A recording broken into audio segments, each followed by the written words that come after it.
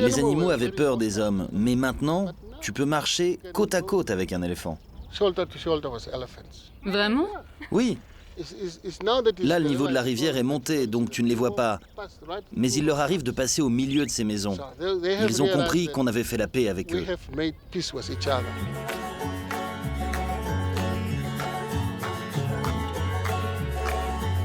J'ai parcouru des milliers de kilomètres, visité des dizaines de pays, en racontant toujours la même histoire, celle d'un monde sauvage qu'on détruit. Alors pour une fois, j'ai eu envie d'espérer. I know a secret garden, ever sunny and fair. It looks just like heaven. Please me, would you dare? You should open your eyes to a world. Ce sont mes premiers pas dans le Namib. On dit que c'est le plus vieux désert du monde et aussi l'un des derniers Éden de la planète.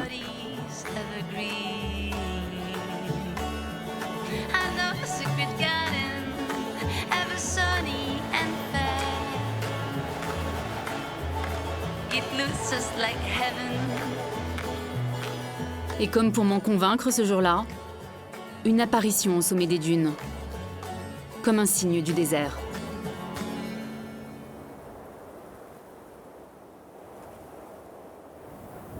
C'est un oryx, c'est le symbole de cet Éden, c'est également l'emblème de la Namibie. Et cette antilope est totalement fascinante parce qu'elle est capable de survivre sans boire. Là, c'est juste magnifique.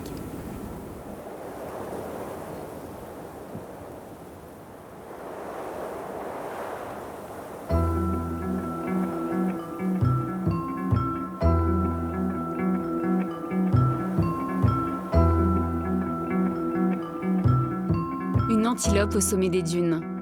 La vie au milieu du désert. Cet endroit qu'on imagine vide est en fait un petit bout de paradis où les hommes et les animaux apprennent à vivre ensemble.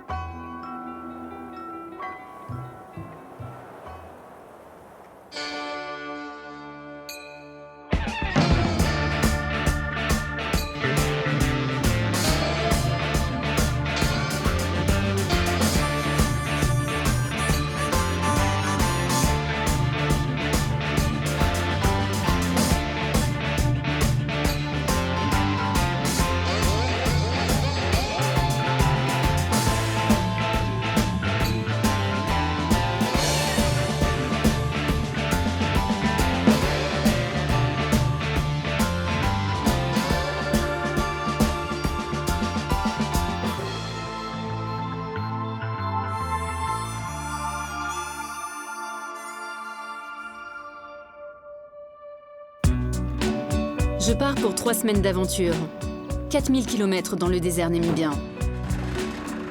3 semaines pour découvrir un endroit à part, magnétique et envoûtant. Un pays qui veut devenir un modèle en matière de protection de la nature.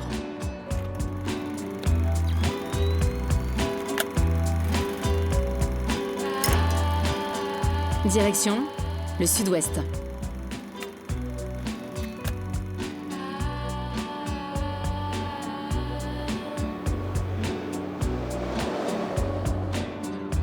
Des terres brûlées par le soleil. Une route qui se perd dans l'horizon. Et derrière ces barbelés, d'immenses propriétés qui appartiennent presque toutes à des fermiers blancs. Comme un air de Far West, au fin fond de l'Afrique. Pete semble tout droit sorti d'un épisode de Lucky Luke. Ses ancêtres hollandais se sont installés dans ce désert il y a un siècle. Hi.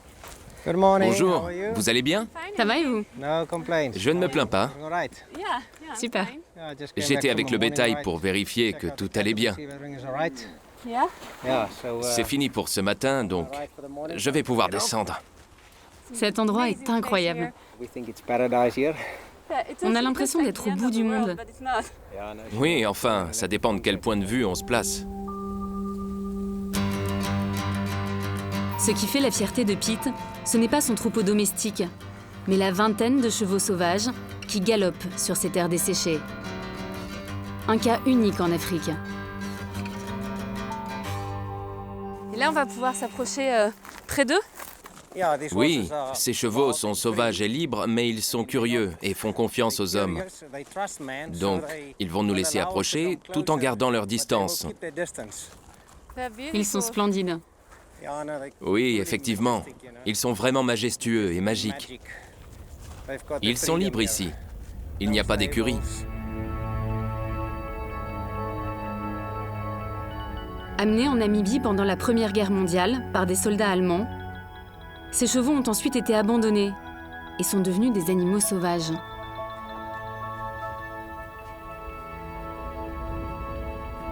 L'été, la température au sol peut dépasser les 70 degrés. L'hiver, les nuits sont glaciales.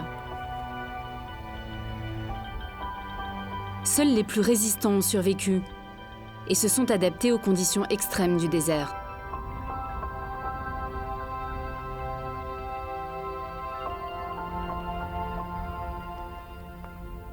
Qu'est-ce qu'ils mangent les chevaux? Comment ils font pour survivre ici? Ils se nourrissent essentiellement de cette herbe. Ils l'arrachent, mais pas entièrement. En fait, ils vont en manger un peu, et puis le lendemain, ils reviendront et en prendront encore un peu. Mais c'est un challenge quand même pour eux de vivre ici. Il ne tombe que 70 à 80 mm d'eau par an, et certaines années, il ne pleut presque pas. Alors, les chevaux doivent se contenter de ces herbes. Dans le Namib, 150 chevaux sauvages vivent en petits groupes. Ils parcourent chaque jour des kilomètres à la recherche de nourriture et d'eau. Mais le principal danger, ce sont les hyènes, qui attaquent souvent les plus jeunes. La liberté a un prix. On les appelle les chevaux sauvages, mais pour moi, ce sont des chevaux libres. Ils ont à leur disposition un territoire gigantesque. Ils incarnent ce magnifique désert et la liberté.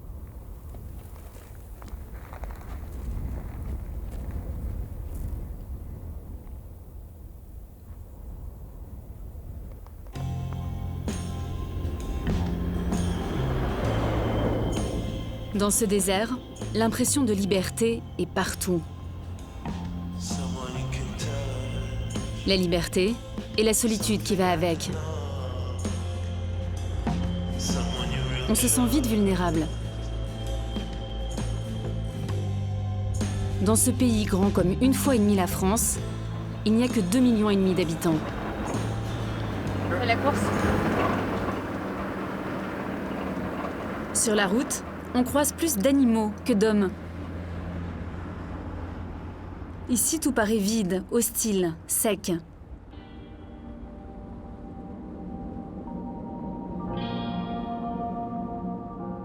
Mais pourtant, la vie est omniprésente.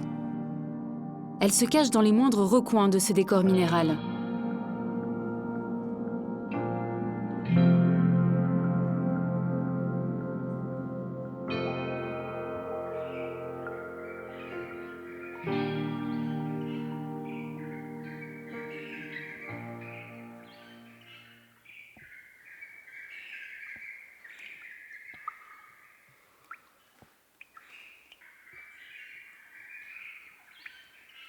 Mais ici, tout se mérite, et la vie peut être rude.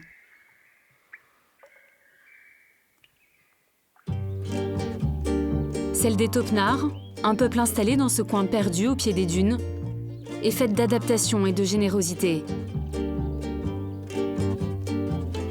Ils n'ont rien, ou si peu. Des petites cabanes en bois ou en tôle, d'étranges clics dans la bouche quand ils parlent, et des sourires dans les yeux.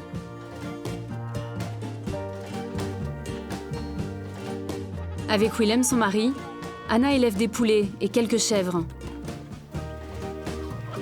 Elle est née dans ce désert il y a 70 ans et en connaît tous les secrets.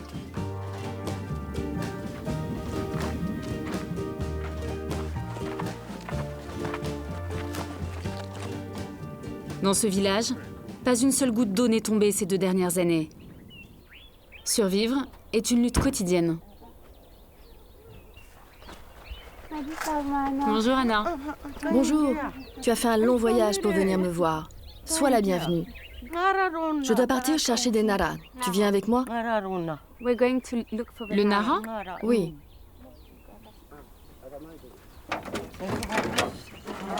Pour les Topnars, le Nara est une ressource indispensable. Mais pour aller le chercher, c'est toute une aventure.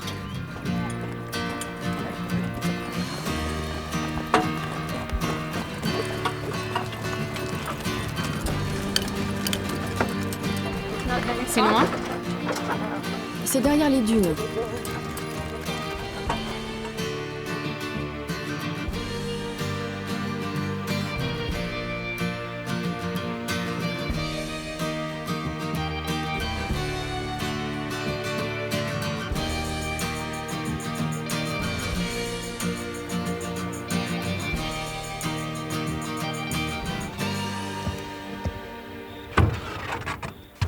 On va commencer à chercher.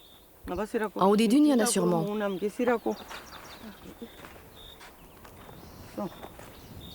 C'est ça le Nara? Oui, c'est ça.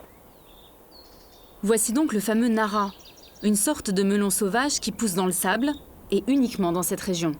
Cette plante est un don de Dieu.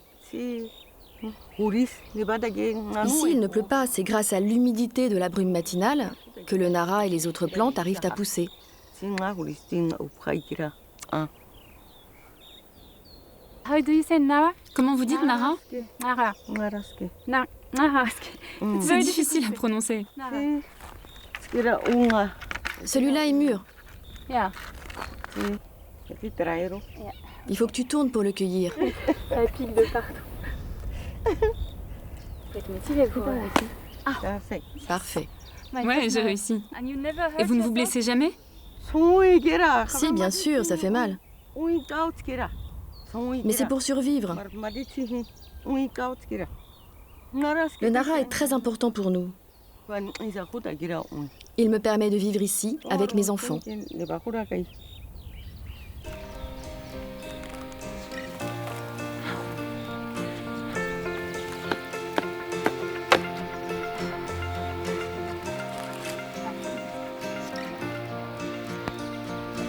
Comment la survie d'une poignée d'hommes posés sur le sable peut-elle dépendre de ce petit melon vert?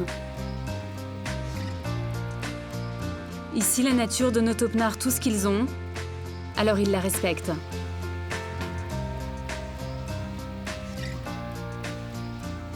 Médicaments, produits de beauté, compotes, soupes, on fait tout avec le Nara. Oui, Tiens, ça sent bon. Hein? Ce mode de vie rudimentaire ne séduit plus les jeunes. Ils sont nombreux à vouloir s'installer en ville, à la recherche d'une vie plus confortable. C'est ce qu'ont fait les parents de Pinky, l'arrière-petit-fils d'Anna. What do you think? What's going to be his À life? votre avis, ce sera quoi sa vie plus tard à lui? To be his future? si on le protège et qu'on s'occupe bien de lui, il pourra recevoir une bonne éducation et devenir quelqu'un pour la communauté. Il appartient au désert. Il reviendra toujours ici.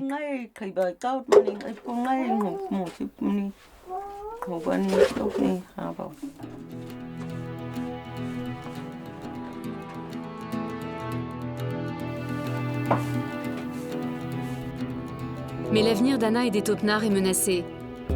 Car sous leurs pieds se trouvent des ressources qui intéressent beaucoup de monde. De l'eau, mais aussi diamants, sel, cuivre, nickel. Le Namib renferme bien des trésors. Une mine d'uranium pourrait même voir le jour à 2 km du village.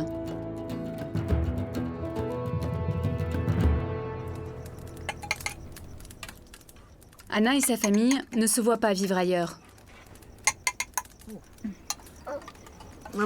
Tous s'accrochent à ce petit coin de sable. C'est amer, mais c'est bon. Mais combien de temps tiendront-ils? Dans cet Éden, l'équilibre paraît fragile.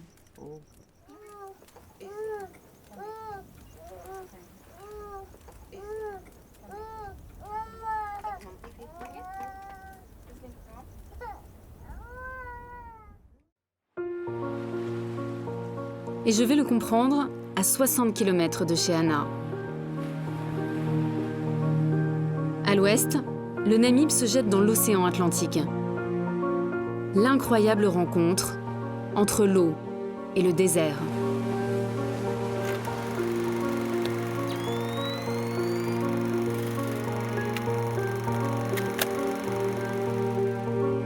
Grâce au courant du Benguela, cette eau froide est très riche en plancton et en nutriments. Cet écosystème est d'ailleurs l'un des plus productifs au monde. Il abrite une richesse marine unique. Jean-Paul Roux travaille pour le gouvernement namibien. Depuis 30 ans, ce scientifique français se bat pour protéger cet espace marin qui est aujourd'hui en danger. Il m'emmène sur la petite île d'Halifax, à moins d'1 kilomètre de la côte. Ce gros caillou abrite une espèce qu'on ne s'attend pas vraiment à voir sous ces latitudes. Des manchots. Contrairement à leurs cousins les pingouins, avec qui on les confond souvent, ils vivent dans l'hémisphère sud. Et eux ne peuvent pas voler. On marche doucement, hein, c'est ça? En regardant la réaction des animaux et pour pas les effrayer et les déranger.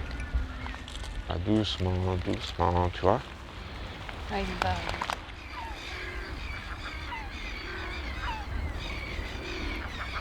Une colonie de 5000 manchots vient se reproduire ici. De drôles de créatures de 50 cm de haut qui ont chacune leur personnalité.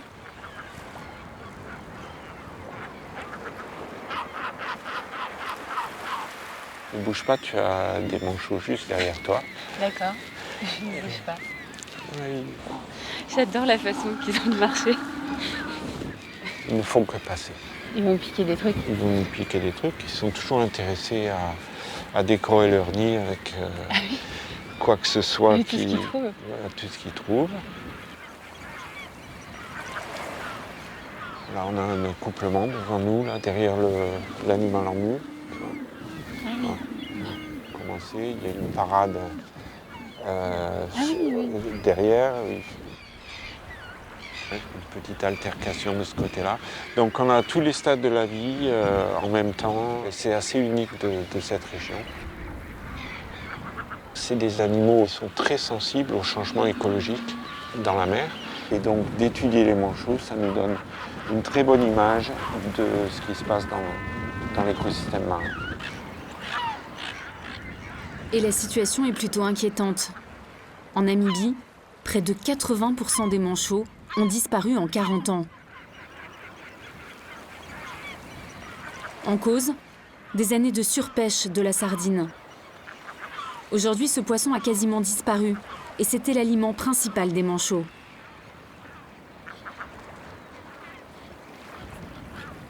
Il faut se rendre compte que ce qui reste de ces manchots, c'est infime par rapport à ce qu'il y avait. Cette photo a été prise en 1930. Donc cette colonie qu'on a vue est en fait un tout petit fragment d'une population qui devrait être beaucoup plus importante.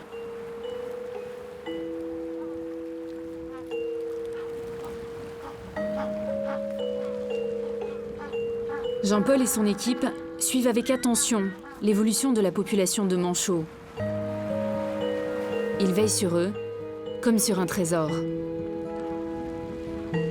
À son initiative, le gouvernement a créé une réserve marine de 400 km de long sur 30 km de large. Un bon début. Mais toutes les espèces ne sont pas logées à la même enseigne. Ces otaries vivent à cheval entre le désert et l'océan. Il y en a 2 millions dans le pays, presque autant que d'habitants. Mais difficile de trouver quelqu'un pour nous parler d'elles. C'est un sujet tabou en Namibie. Il faut dire que le pays autorise chaque année le massacre de près de 100 000 otaries, essentiellement des bébés.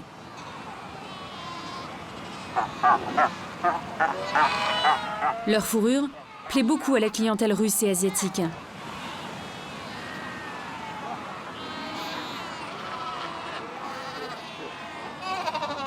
Partout dans le monde, des associations dénoncent une chasse cruelle et barbare.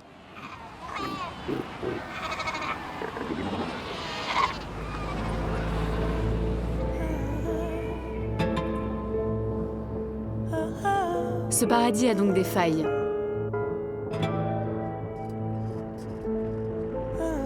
J'ai du mal à comprendre cette envie de détruire, dans un endroit comme celui-ci où tout n'est que beauté et harmonie.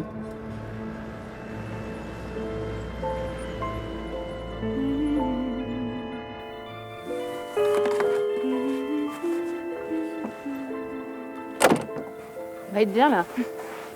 Pas mal les biens. Le plus bel hôtel du monde.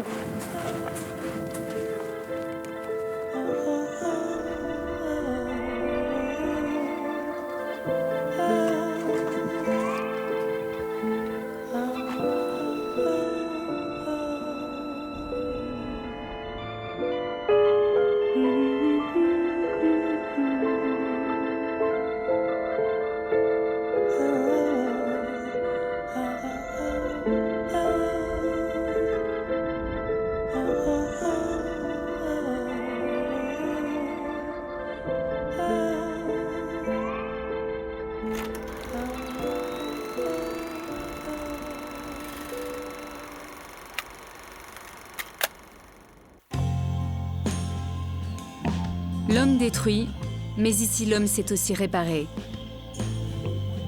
Dans un paradis au cœur du paradis, j'ai rendez-vous avec un pionnier qui a changé la mentalité de toute une région. Dans les années 80, quand Garth Owen Smith est arrivé dans le Kunene, tout le monde braconnait. Les principales victimes étaient les éléphants et les rhinocéros. Ces crânes sont l'héritage d'un passé douloureux, une époque où le pays a failli perdre une grande partie de sa faune. C'est seulement une partie de ce que nous avons trouvé. La plupart a été braconnée. On le voit clairement ici. Les cornes ont été coupées. Qu'est-ce que vous ressentiez à chaque fois que vous ameniez une nouvelle tête de rhino ici? J'étais très déprimé. À ce moment-là, on ne savait pas si on allait être capable d'arrêter le braconnage. Surtout pour les éléphants et les rhinocéros, les chiffres étaient tombés si bas. Même le gouvernement nous avait dit « laissez tomber, il n'y a aucun moyen d'arrêter le braconnage ici, c'est fini ». Mais moi, je ne pouvais pas renoncer. Nous devions trouver une solution. Et la seule solution envisageable était de rallier les populations locales à notre combat. Mais comment vous avez réussi à les convaincre? Il faut savoir que dans chaque communauté, vous avez 2 ou 3% de criminels ou potentiellement criminels. Les 97% restants sont des citoyens qui respectent la loi. L'erreur qu'on fait souvent, c'est de focaliser sur les 3% de criminels. Mais si vous mettez les 97% De votre côté, vous empêchez les 3% restants d'agir. en plein apartheid, Garth a créé une ONG et réalisé ce que personne ne pensait possible. Travailler main dans la main avec les habitants du désert, avec un objectif, protéger les animaux. Après des années d'efforts, le gouvernement a fini par le suivre et ça a payé.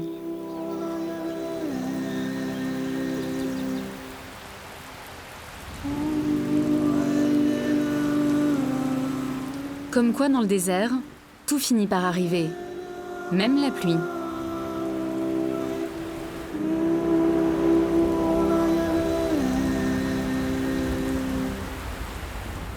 Quelques gouttes d'eau et le désert devient jardin.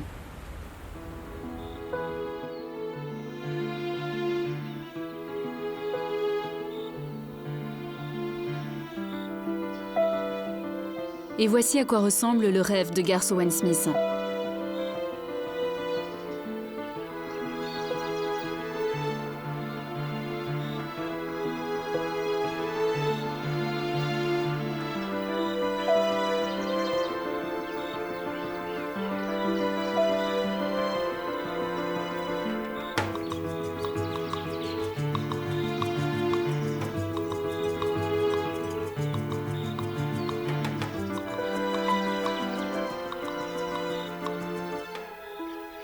Là, on n'est pas dans un parc naturel. En plus, il n'y a pas de barrière, il n'y a rien. On est vraiment dans la pure nature. C'est la nature sauvage, l'Afrique, la vraie. Mais il y a des gens qui vivent autour d'ici, comme c'était le cas pendant des milliers d'années sur ce continent. Souvenez-vous, le Jardin d'Éden n'était pas peuplé que d'animaux. Selon la Bible, l'homme vivait avec les animaux. Pour moi, ici, c'est un Éden, un endroit pour les hommes et pour la vie sauvage.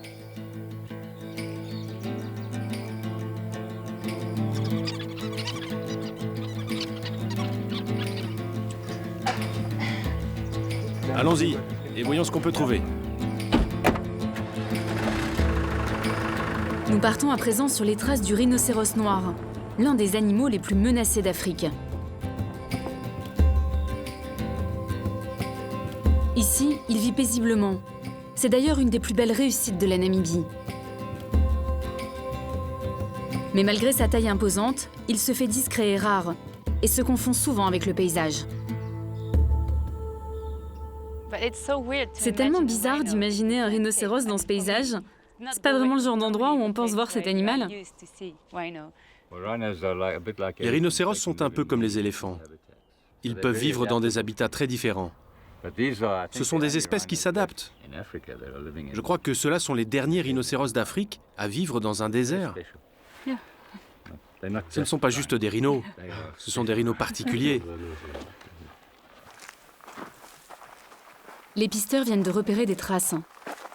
Un rhinocéros était couché ici ce matin. Il n'est sans doute pas très loin.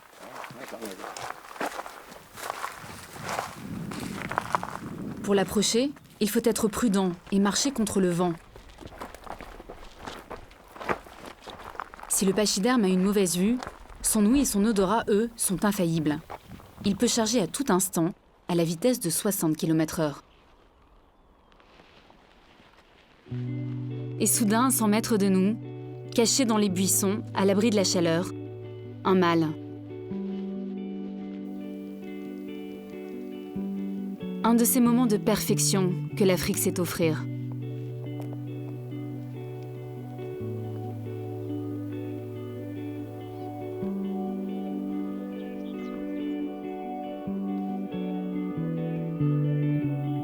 Ces rhinocéros font la fierté de Garth.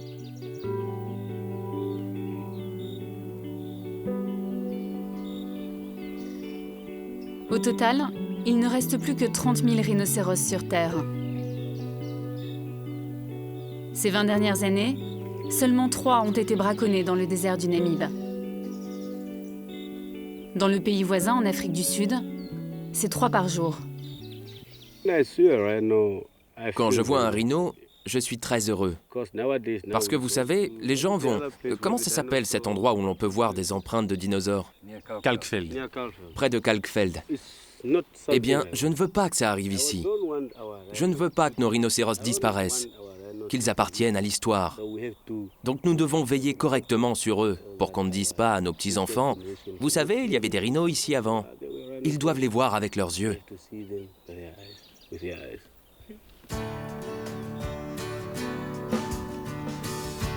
Sauver des animaux au bord de l'extinction est donc possible.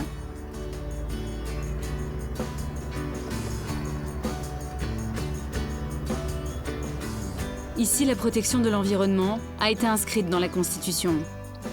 Et la Namibie devient un exemple pour les autres pays d'Afrique. In my hands, the golden key, hopes in my heart, keeps it secretly.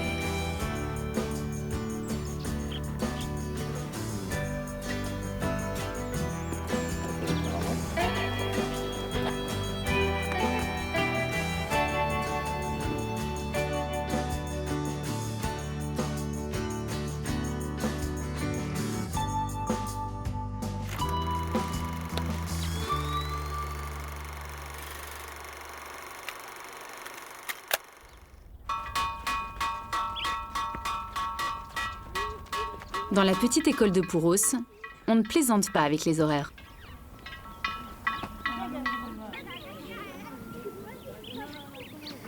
On apprend à lire, à écrire et à respecter les animaux.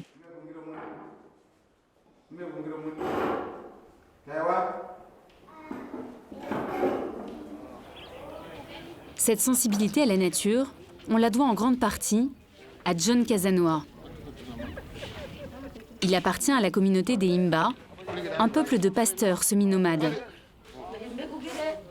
Il est parvenu à convaincre ce village de vivre en paix avec la faune sauvage. Son travail est reconnu dans le monde entier.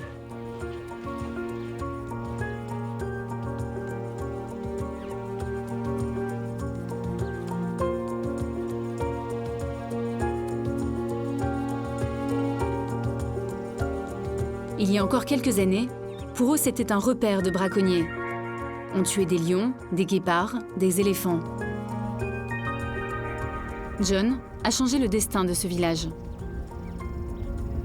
Avant de se lancer dans ce projet, le village avait perdu pratiquement tous ses animaux sauvages. Avant, on ne pouvait pas être ici et voir passer des éléphants. S'ils te voyaient, même à 2 km, ils commençaient à courir. Les animaux avaient peur des hommes, mais maintenant, tu peux marcher côte à côte avec un éléphant. Vraiment? Oui. Là, le niveau de la rivière est monté, donc tu ne les vois pas. Mais il leur arrive de passer au milieu de ces maisons. Ils ont compris qu'on avait fait la paix avec eux. Puros est ce qu'on appelle un conservatoire. Ici, pas de rangers. Les habitants gèrent eux-mêmes leurs terres et leurs ressources. Ils fixent avec le gouvernement des quotas de chasse et bénéficient d'une partie des revenus du tourisme. Ils ont donc tout intérêt à protéger les animaux. Tout le monde s'implique, y compris les héréros, ces éleveurs pour qui le bétail est sacré, tellement précieux que les coiffes des femmes rappellent les cornes des vaches. Mais quand on vit avec des prédateurs, le bétail n'est jamais en sécurité. Daniel, le chef du village, a perdu 8 vaches l'année dernière, toutes dévorées par des hyènes et des lions. Bonjour. Pourquoi vous déplacez le troupeau? On les ramène au village. Il y a des lions dans le coin? Il y en a dans cette rivière. Ils viennent régulièrement. Pourquoi vous ne tuez pas les lions? On ne tue pas les lions parce qu'on a réalisé qu'ils nous rapportaient plus d'argent vivant que mort. Même si parfois le lion attaque notre troupeau et mange nos bêtes, le lion vivant attire les touristes et ça rapporte un revenu plus important que la perte d'une bête.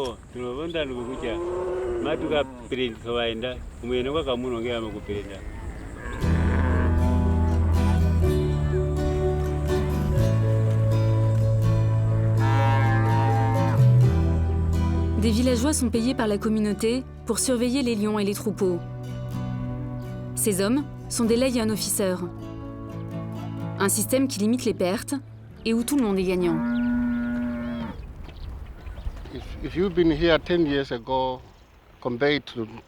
Il y a 10 ans, par rapport à aujourd'hui, il n'y avait pas de travail dans le coin. Maintenant, presque tout le monde a suffisamment de ressources pour se débrouiller, pour envoyer ses enfants à l'école. Pour moi, voilà ce qui a changé. Grâce aux animaux? Grâce aux animaux. Ce sont nos lions. On ne veut pas les faire partir. Je me considère comme un père qui aurait 2 enfants. Un méchant et un gentil. Je les traite comme des enfants. Un est sage, l'autre est insupportable. Mais ce sont quand même tous les 2 mes enfants. Donc si je comprends bien, le lion c'est le méchant, le bétail c'est le gentil, mais les 2 sont tes enfants. C'est mignon. Mais tu n'as pas peur des lions? Enfin non, plus maintenant. Mais tu es un lion officer, tu peux pas avoir peur. Oui, ok, mais j'aimerais pas qu'on dorme dans le même lit. C'est vrai que quand on ne le connaît pas, on voit le lion comme un animal dangereux. Mais une fois que vous avez appris à l'observer, vous voyez les choses différemment, vous l'admirez, vous le trouvez merveilleux, doux et humble. Sa façon de se déplacer est une des plus belles choses au monde.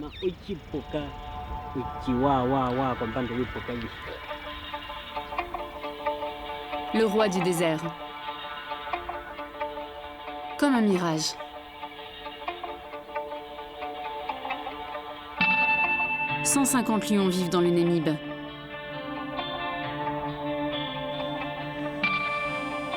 Ce félin a appris à se passer d'eau et s'hydrate uniquement grâce au sang de ses proies.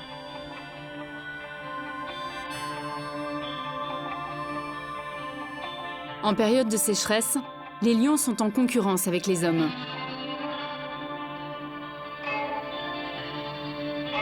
Chacun lutte pour sa survie.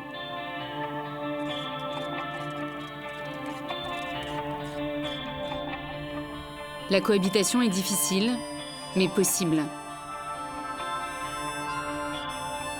Notamment grâce à un scientifique peu ordinaire. Je pars retrouver Philippe Stander, le spécialiste mondial des lions du désert. Depuis 8 ans, il passe le plus clair de son temps avec eux, sur le terrain.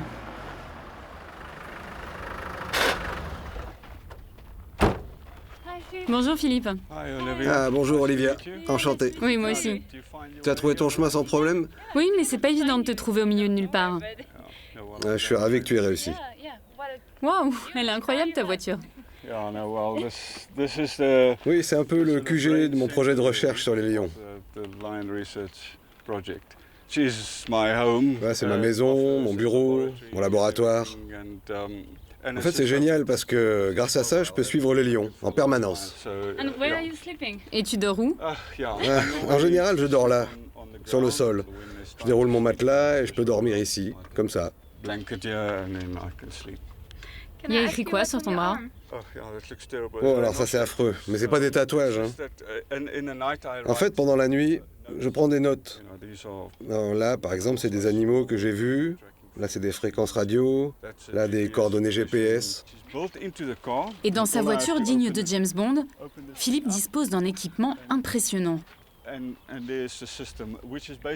Il enregistre les lions pour ensuite tenter de dialoguer avec eux.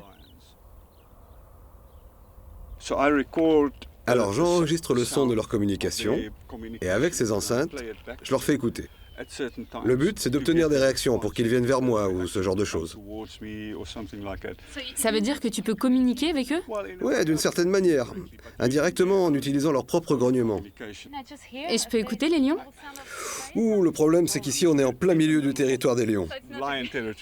Si je diffuse quelque chose ici, on va avoir un souci, crois-moi. Je peux te le faire écouter dans un casque, mais pas avec les enceintes, sinon les lions risquent d'arriver. Et voici le son émis par une lionne qui appelle un mâle. C'est puissant. Ouais, en effet.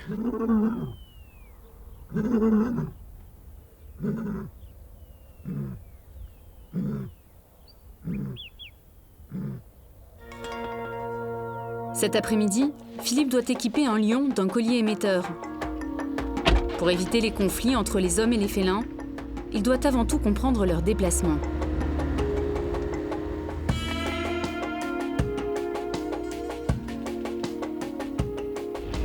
Est-ce que tu as déjà eu peur face à un lion? Oui, souvent. En fait, au moins une fois par mois. Et c'est pour ça que j'ai beaucoup de respect pour eux. C'est pour ça qu'ils me font peur aussi. Je vois ce qu'ils font la nuit. Je vois comment ils tuent les animaux. Ils sont vraiment cruels parfois.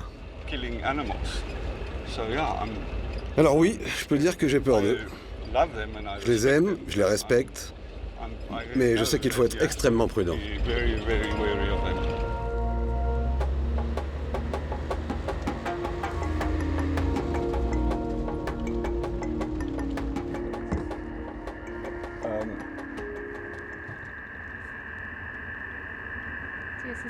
Tu vois quelque chose? Non, rien du tout. En fait, ça m'arrive souvent. Tu vois rien 15 fois de suite, et la 16e fois, c'est la bonne. La journée, il est quasi impossible de trouver les lions dans ce territoire si grand. Assoupis, allongés sur le sol, ils sont invisibles. Nous les avons cherchés pendant plusieurs heures, en vain. Pas de quoi décourager Philippe, mais ce vieux solitaire préfère continuer seul.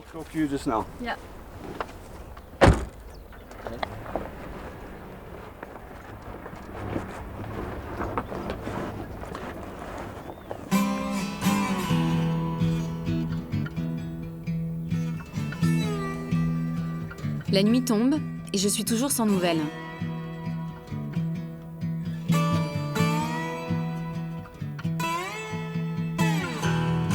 Je l'ignore, mais de son côté, Philippe a repéré un groupe de lions.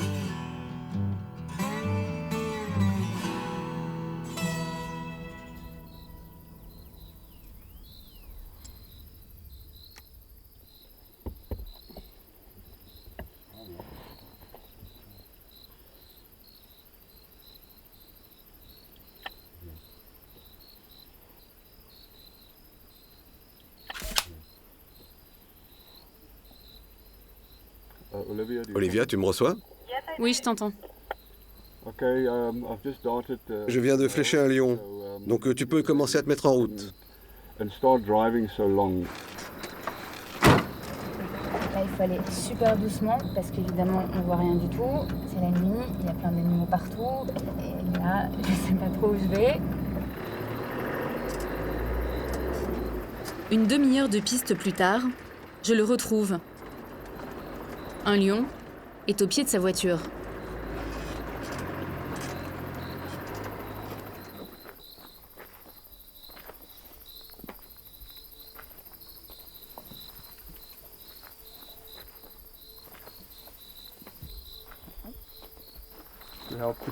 Aide-moi, on va le reculer un petit peu là. Encore? Voilà, c'est bon.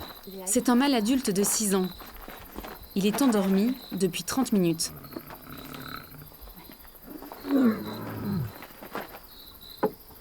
C'est extrêmement impressionnant parce qu'en plus, il y a d'autres lions autour. Donc évidemment, c'est ça qui est mort. Qu'est-ce qui se passe si un lion arrive?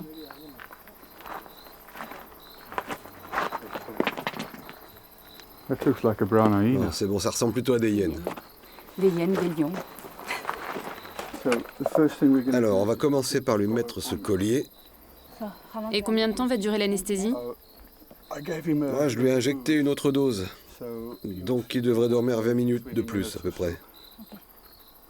Ça va nous laisser le temps de travailler et de lui mettre ce collier.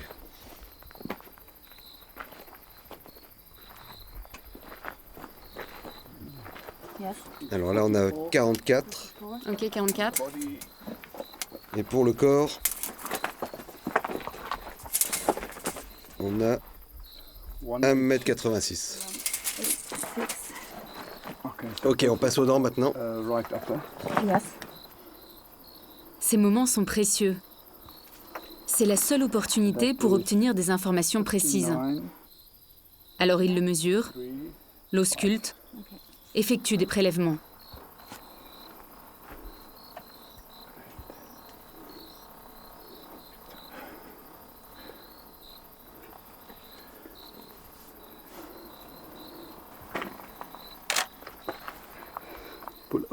Vas-y, ouvre.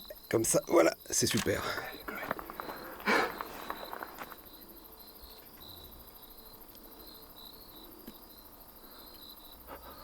C'est un animal tellement puissant qu'évidemment, quand on le voit à terre, on se rend compte aussi que cet animal est extrêmement vulnérable et voilà, qu'il a besoin d'être protégé, et c'est ce qu'on voit là. J'aime pas les endormir. C'est vrai que c'est sympa de pouvoir les toucher, les sentir. Mais pour eux, c'est vraiment très perturbant. J'ai de la peine pour eux quand je leur fais ça. Je comprends. Tu sais, il y a toujours un risque qu'ils ne supportent pas bien l'anesthésie et qu'ils meurent. Et je l'aurais tué. Donc c'est vraiment une grosse responsabilité.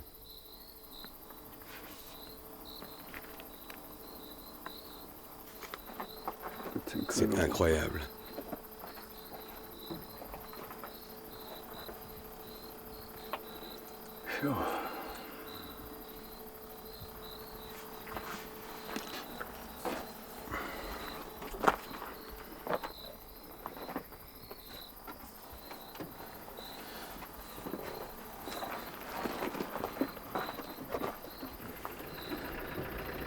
Philippe lui injectera l'antidote et s'assurera qu'il se réveille correctement. La scène aura duré à peine 45 minutes, mais je ne suis pas prête de l'oublier.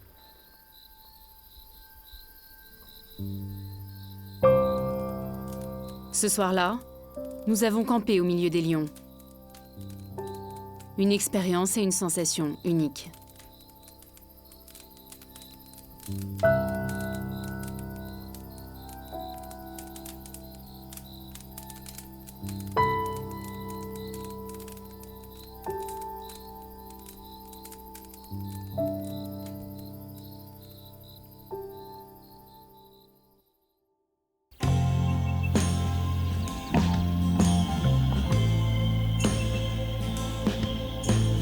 Au total, 35 lions du désert sont équipés de colliers.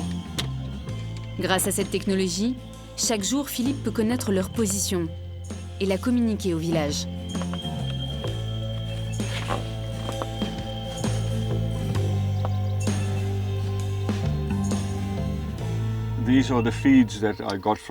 Donc ça, c'est les données de ce matin.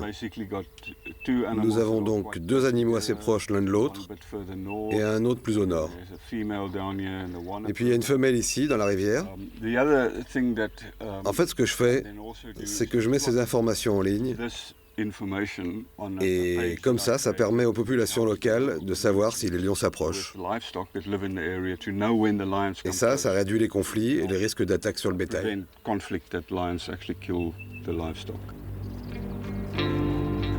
Nous partons retrouver Geronimo, le lion endormi la veille. Et cette fois-ci, le localiser est un jeu d'enfant. Il suffit de suivre le signal émis par son collier.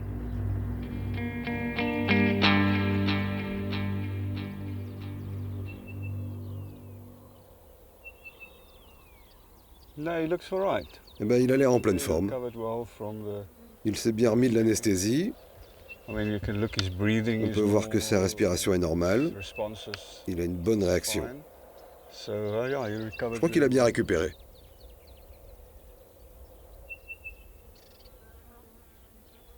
Philippe gardera toujours un œil sur Geronimo.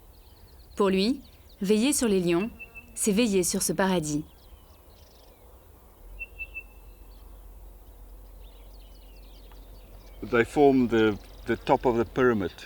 Ils sont au sommet de la pyramide écologique. Donc, si on arrive à les protéger, s'ils sont en bonne santé, alors on peut être sûr que toutes les espèces en dessous d'eux, les antilopes, les springboks, la végétation, l'herbe, tout ça, ça ira bien. C'est essentiel de protéger d'autres formes de vie que la nôtre. Elles ont toutes le droit de vivre sur cette planète. Et franchement, il y a peu d'endroits où elles peuvent le faire. Ici, c'est possible. Alors, si nous sommes réellement l'espèce la plus intelligente, nous devons tout faire pour qu'ils continuent à vivre ici.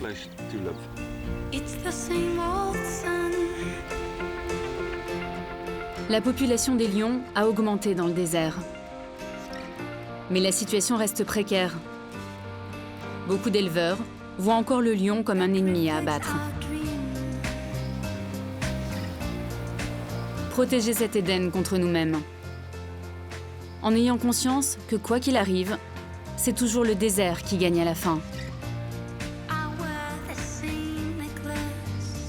Comme ici dans cette ville fantôme du Namib, qui était encore il y a 80 ans la capitale du diamant.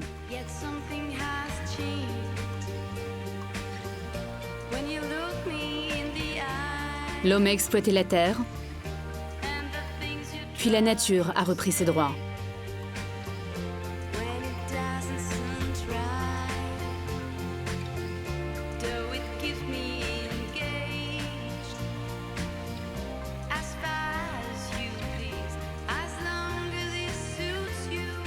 Combien reste-t-il d'Éden comme celui-ci sur Terre?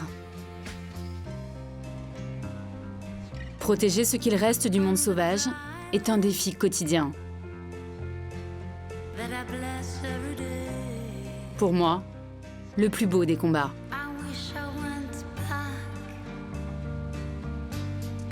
Peaceful